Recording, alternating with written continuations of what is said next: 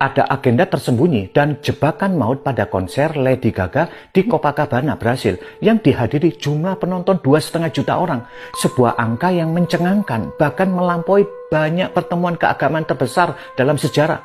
Dan yang paling mengejutkan, konser ini gratis. Kalau konsernya gratis, siapa yang bayarin semuanya? Panggung segede itu, lampu, sound system, sampai kru ribuan orang, itu nggak murah. Saat lautan manusia menari, berteriak, dan menyatu dalam dentuman musik, nggak sedikit yang menyadari kalau konser ini bukan konser sekedar hiburan. Itu adalah upacara, sebuah liturgi modern, tempat jiwa-jiwa dipersatukan bukan untuk menyembah Tuhan, tapi untuk mengoloknya. Panggung berubah menjadi altar, lampu-lampu menjadi mantra, kostum menjadi simbol. Di tengah sorakan massa, salib diputarbalikkan, biarawati diparodikan, perjamuan kudus dipermainkan. Semua yang dulunya sakral menjadi bahan lelucon dan olokan. Kalau kamu jeli, kamu pasti sadar yang selalu dihina, selalu dipermainkan, selalu diludahi bukan nama siapa-siapa, tapi nama Yesus. Nama di atas segala nama yang jadi bahan sarkasme. Tapi anehnya, justru itu yang membuat dunia tertawa puas. Karena bagi mereka, menghina Kristus bukan kejahatan, tapi hiburan. Lady Gaga bukan sekedar penyanyi pop eksentrik. Julukan Mother Monster buat si Lady Gaga ini bukan sekedar branding biasa, tapi ada makna spiritualnya. Diambil dari konsep goddess worship.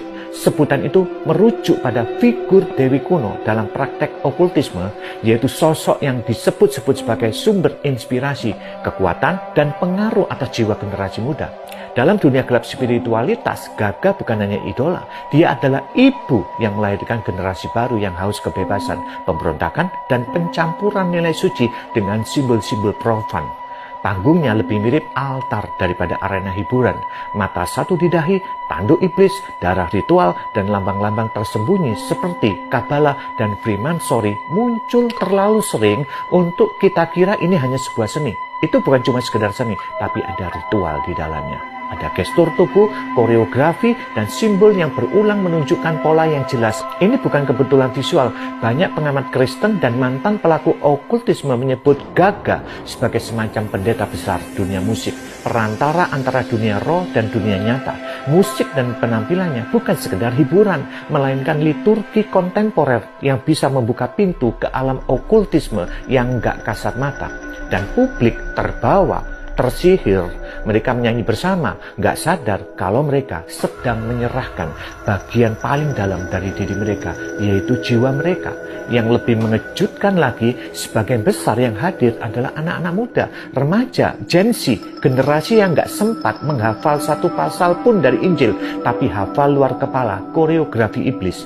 Mereka mungkin gak tahu Yesaya, tapi tahu setiap transformasi busana Gaga dari tahun ke tahun. Dan mereka menyerap semua ini bukan hanya di konser, tapi lewat setiap algoritma yang membanjiri gadget mereka. Karena konser hanyalah puncak gunung es. Proses cuci otak dimulai dari konten, berlanjut ke komunitas, dan klimaksnya di konser akbar. Inilah yang disebut pemrograman massal, soft indoctrination. Kita pikir ini cuma seni, cuma ekspresi diri. Di balik musik yang memikat dan lampu yang gemerlap, ada pertarungan rohani yang sedang berlangsung, dan kita semua sedang dijadikan mangsanya.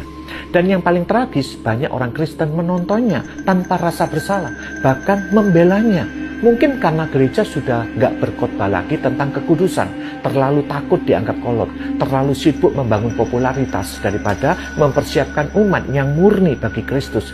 Maka ketika konser ini terjadi dan dilegalisasi oleh opini publik, yang hilang bukan hanya kesadaran, tapi kesucian. Konser ini memang gratis, tapi bayarannya sangat mahal. Bukan dengan uang, tapi dengan pujian yang seharusnya untuk Tuhan, kini diarahkan ke altar palsu. Dengan mata yang seharusnya menatap surga, kini terpaku pada panggung yang penuh simbol-simbol neraka yang dibungkus seni.